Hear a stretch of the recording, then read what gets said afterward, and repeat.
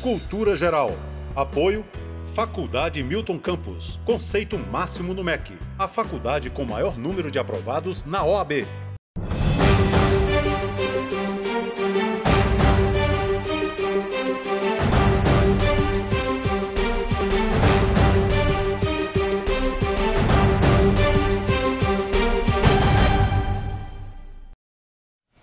Bom, começando agora o programa Cultura Geral. Eu estava com o telefone na mão, então coloquei ele aqui na mesa.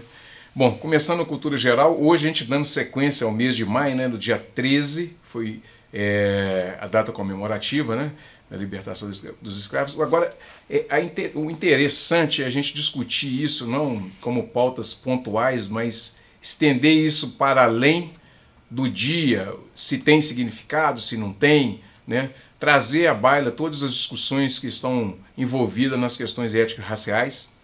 E eu acho que é muito importante a gente nortear essa conversa, né, e alertar também para aquilo que a gente tem vivido, né? Ao longo desses 40 anos, a gente tem transformado, nós temos nos transformado, a sociedade também vem se transformando, e a gente precisa tratar de todos os assuntos, né?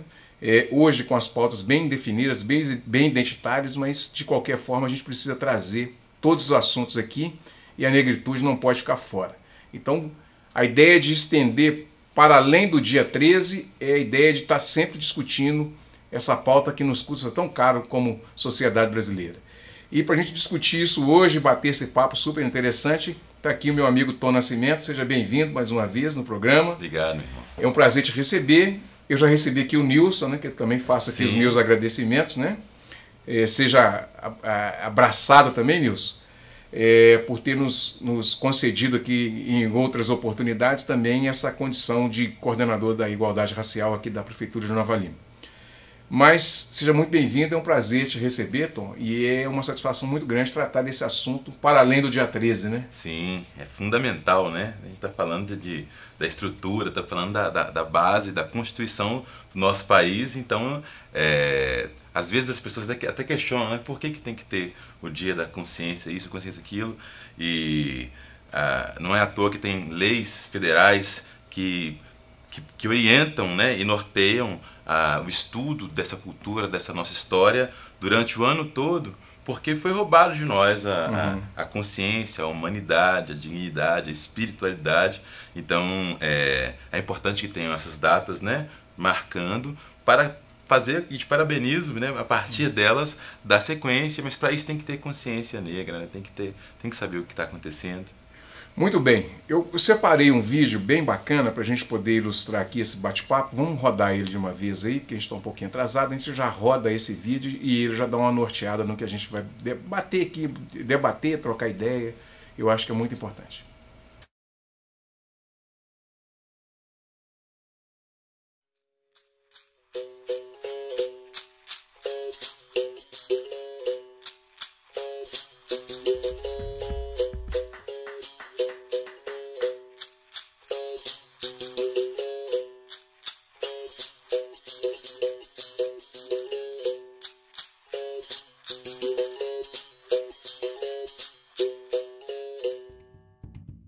Até recentemente, muito pouco era estudado sobre a história da África, normalmente reduzida à antiguidade aos egípcios. Porém, o crescimento do interesse e importância desse continente jogou luzes sobre a esquecida África subsaariana.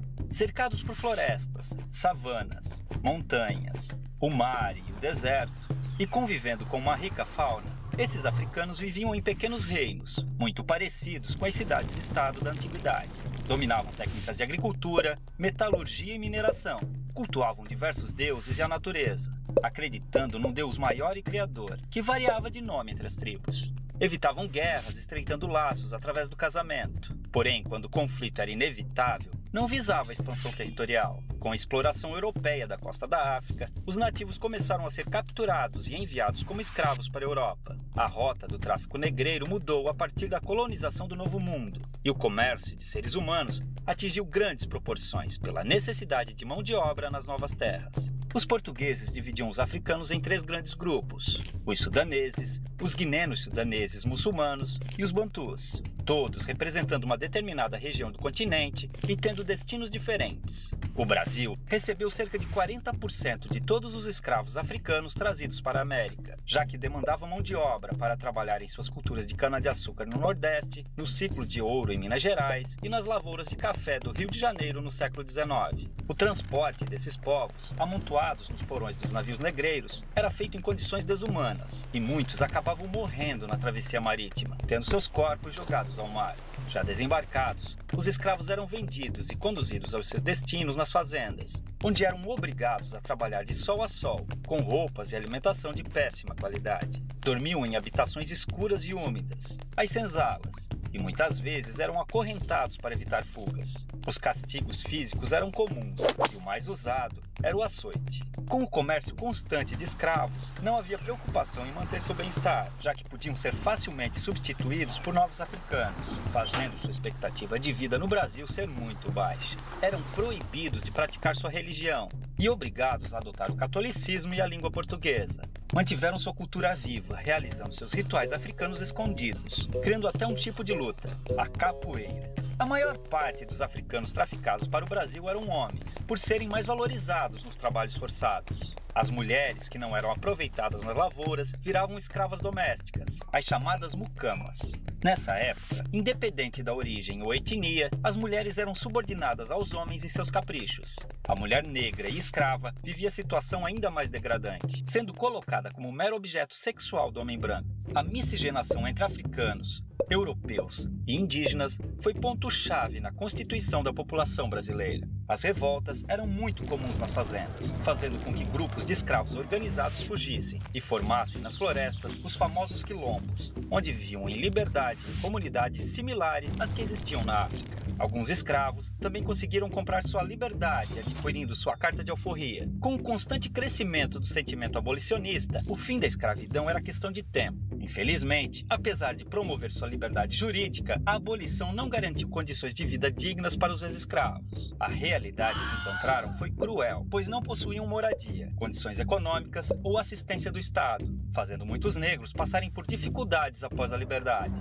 O preconceito e a discriminação os impediram de encontrar trabalho nas cidades. Já nas lavouras, tinham sido substituídos pelos novos imigrantes livres europeus, a maioria italianos. A escravidão deixou cicatrizes profundas. Os negros vivem ainda hoje em condições inferiores aos brancos, devido ao grande processo de exclusão social. Tem menor escolaridade, menos qualificação, salários menores, menos representação na mídia e em entidades governamentais, além de menos cargos de chefia e liderança. É uma situação degradante, considerando a imensurável participação do negro na vida brasileira. Infelizmente, o pouco que se aprende nas escolas sobre a herança africana reduz o negro a estereótipos ligados a origens de musicalidades, como o samba, e ao trabalho braçal como escravo. Esse pensamento induz muitas ideias erradas ou incompletas sobre as populações negras. Há muito mais sobre essa superfície. Os africanos foram, sobretudo, fonte de informação para os portugueses, que não tinham conhecimento sobre cultivo e exploração de produtos de regiões tropicais. Foi a tecnologia africana, com seu conhecimento agrícola aprimorado por milênios, além de suas técnicas de mineração, que tornou possíveis os principais ciclos econômicos do Brasil, como a cultura da cana-de-açúcar, a extração mineral e o cultivo do algodão e do café,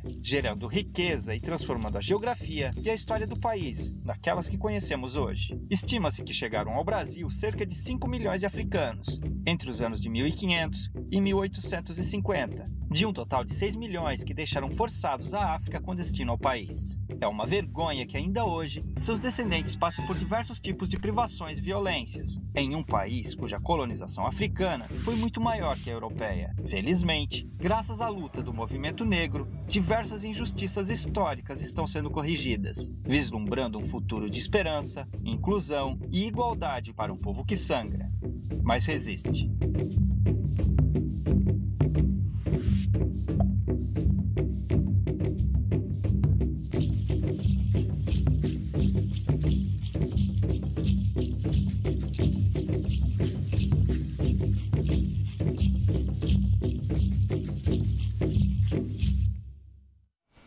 Muito bem, eu acho que dá para nortear bem, né?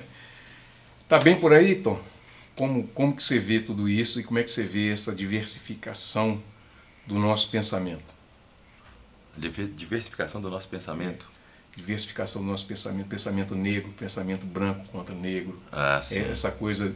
Eu não gosto muito de usar a palavra combate, não, porque parece que é uma coisa que você não vai vencer, Sim, sabe? sim. Mas eu acho que a gente precisa tratar desse assunto como uma diversificação mesmo do pensamento, pensar em diversificar toda essa história e esmiuçar, espalhar para a gente poder catar ali as melhores coisas. Está por aí? Tá por aí. Eu vejo que duas palavras fundamentais, né? Tem uma resistência, né? E luta, sim.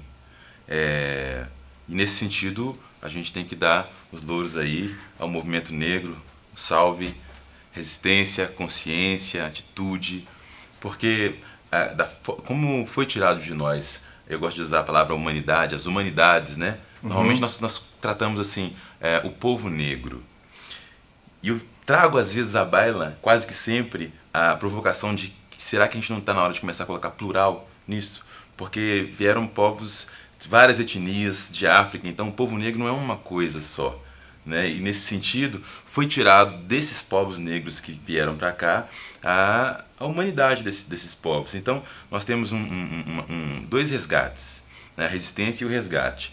O resgate da humanidade das pessoas negras, porque o racismo é tão perverso e tão maleável. Ele se enquadra, ele é uma sombra, né? Sim, que ele complica a luta, complica a ação de nós que militamos contra o racismo, que militamos a favor da equidade étnico-racial, no sentido de que as pessoas, eu tenho 42 anos, as pessoas de 30 anos para cima, quando se ouve a palavra racismo, normalmente se pensa um branco que não gosta de um preto, quando na verdade tratar do racismo, lutar contra o racismo é muito mais amplo, porque colocou a história de colocar o negro num lugar de subgente, de sub, a religião dele é sub, a cultura, né, foi tratada assim muito tempo. Então, quando a gente naturaliza, não percebe, por exemplo, esse lugar de privilégio do povo branco, por exemplo, ali está o racismo. Então, muitas vezes, quando o movimento negro, quando nós que estamos lutando, que estamos tentando trabalhar a equidade, usamos a palavra racismo, muitas pessoas, muitos de vocês não compreendem e não acham que esse assunto faz sentido, exatamente porque só se pensa racismo, exatamente por não conhecer, não estudar o tema, só se pensa racismo como um branco que não gosta de um preto. E como no Brasil devido a essa história desgraçada no sentido da falta da graça divina, de estupro, de subjugo, de assassinato em massa, porque tinha essa coisa de olhar, mas hoje nós viemos esse povo misto, né? Não vou falar mestiço, porque mestiço dá uma conotação de raças, e hoje nós temos ciência e consciência de que a espécie é única, a espécie humana e diversa no sentido cultural, no sentido étnico, né? Mas essa miscelânea que decorreu da nossa história faz com que pessoas brancas casaram com pessoas pretas, e aí, nesse sentido específico, quando uma pessoa branca, por exemplo, é casada com uma pessoa preta, ela imagina que ela não pode ter comportamento racista. E aí começa a complicar, porque se você tem a mente reduzida e pensar que racismo é só uma ação de uma pessoa branca que tem ódio de uma pessoa preta, isso está distante da realidade do Brasil. Acontece, ocorre. Mas o que nós estamos combatendo, principalmente aqui na Coordenadoria de Igualdade Racial, na nossa cidade, na Palima, é exatamente fazer com que as pessoas percebam onde que está o racismo dela do dia a dia. E ela entender que isso não significa que ela não gosta de negros, mas a partir do momento que ela animaliza, compara com um animal, né? Você quer diminuir um ser humano, comparar ele com qualquer animal. Né? A partir do momento que a piada só tem graça quando ela tem graça para os dois lados. Né? Coisas que são tidas como humor, coisas que são tidas como simples, ali está o racismo. Mas pra gente que sente no dia a dia, para quem fez a piada, é só uma piada. Mas pra gente que tem a baixa autoestima, que já vem desse histórico assim, tem que ouvir ainda pessoas dizerem que nós ainda somos mais racistas do que os brancos, né? Ou que o racismo está conosco. Então, a luta, o desafio é muito grande. E eu aproveito esse espaço para convidar você, ser humano, você de bem, você que preza pelo amor, pelo outro, para vir para essa luta. E para essa luta não adianta só achar. só ter ponto de vista, tem que estudar, tem que perceber e ter consciência negra. O que é ter consciência negra? É ter consciência da história, não só de um lado. Toda história tem no mínimo 2 lados, né? E a gente só conhece um lado da história. Então, se eu quero saber de você, eu não vou olhar, imaginar e escrever, eu vou te perguntar. E na hora que você for falar de você, ou o negro falar do negro, ou o indígena falar do indígena, que nós tenhamos ouvido para ouvir, né?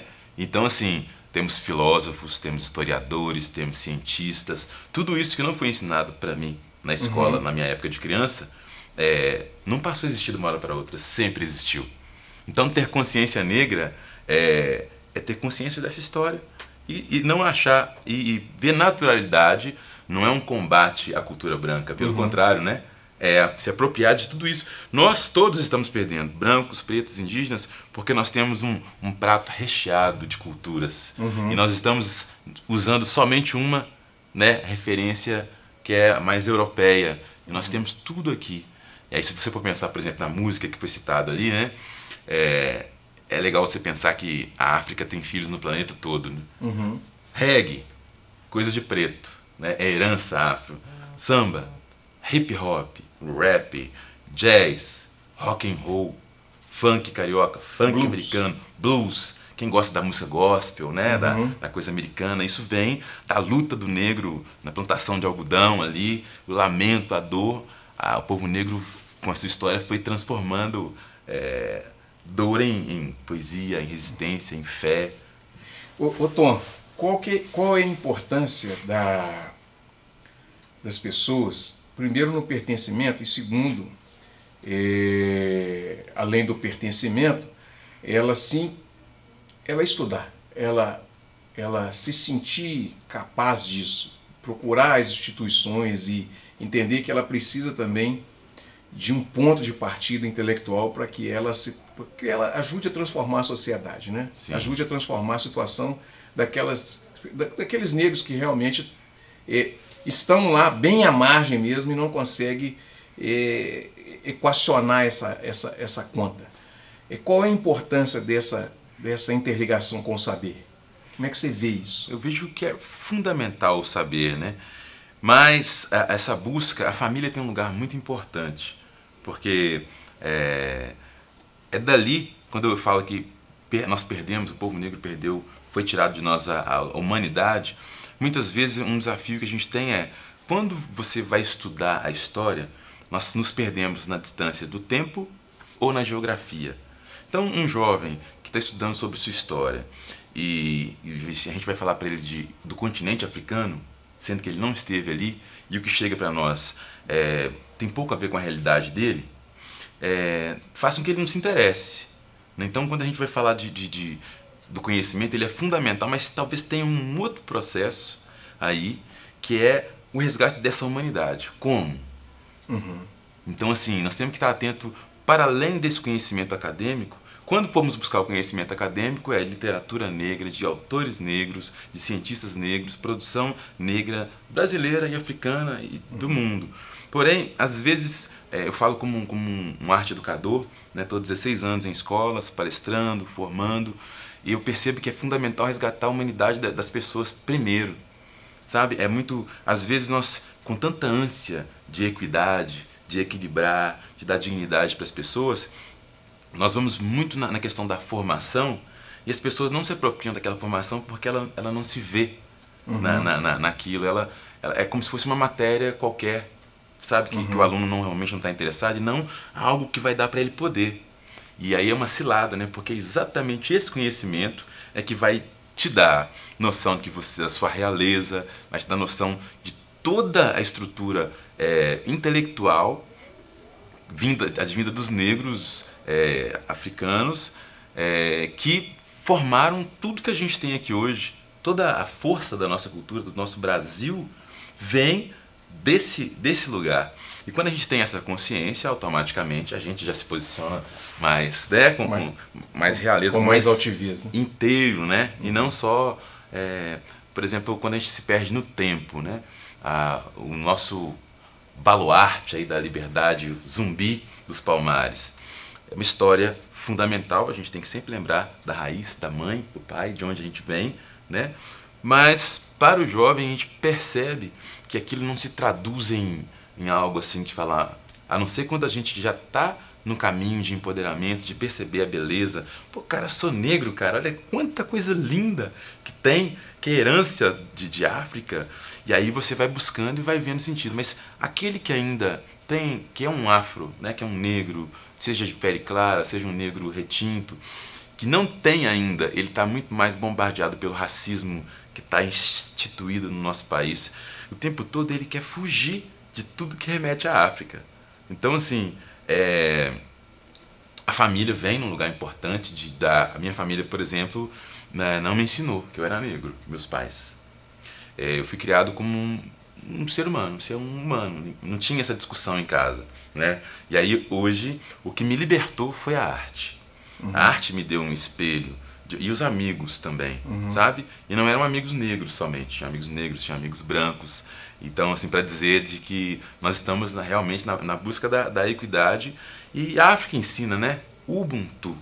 Eu sou porque nós somos. Então, nós estamos aqui a fim de coexistir, mas que você, né, que o outro não tire o seu valor, que o outro respeite a sua fé, que o outro respeite o seu saber.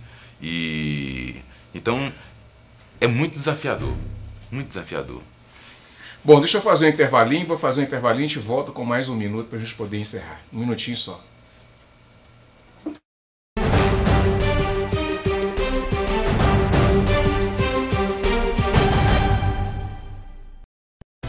Cultura Geral. Apoio Faculdade Milton Campos. Conceito máximo no MEC. A faculdade com maior número de aprovados na OAB. A NL Chopes é uma empresa inovadora e diferenciada que se destaca mais e mais a cada dia neste tão concorrido mercado cervejeiro devido à alta qualidade do seu chopp e da sua cerveja artesanal.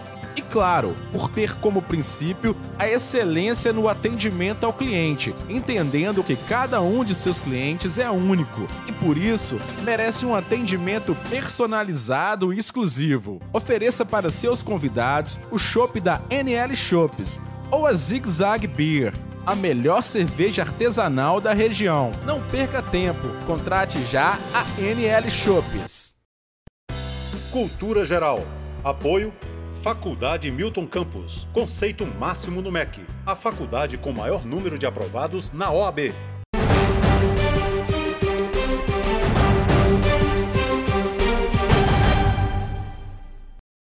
Bom, voltando com Cultura Geral, Tom, para a gente poder encerrar, o que a gente pode esperar de pertencimento, mais uma vez, mas mais do que isso, um pouco da cultura africana e como que a gente deve trabalhar isso? Bom, aqui na coordenadoria, a Prefeitura de Nova Lima está focada já que a gente está falando de identidade, né, a gente está focada numa coisa que a gente chama de CPF, para o órgão de igualdade racial, que vai dar suporte, vai dar atendimento e entendimento para as pessoas, ou pelo menos ser óleo nessa engrenagem, né? Então, assim, estamos trabalhando com o conselho, né, restituição do conselho que está parado, que é esse órgão que tem função de dar voz ao povo nessa relação com o governo, um fundo, porque não se trabalha política pública sem din-din, né, sem dinheiro, e o plano municipal de igualdade racial, onde a gente pretende conversar com os vários atores da sociedade, tanto do poder público quanto da sociedade civil, para perceber o que deve ser feito, qual que é o anseio, né, da construir um caminho, né? Para construir um caminho sólido, um caminho que tenha respaldo legal, que tenha o entendimento, e a participação é fundamental, né? Bom, gente, chegamos ao final aí do programa Cultura Geral, agradecendo o Tom aqui. Tom, vai voltar mais vezes, viu? Obrigado. Um grande abraço, até amanhã, se Deus quiser, com mais Cultura Geral, né? Amanhã a gente vai ter uma reprise super bacana. Um grande abraço, até amanhã.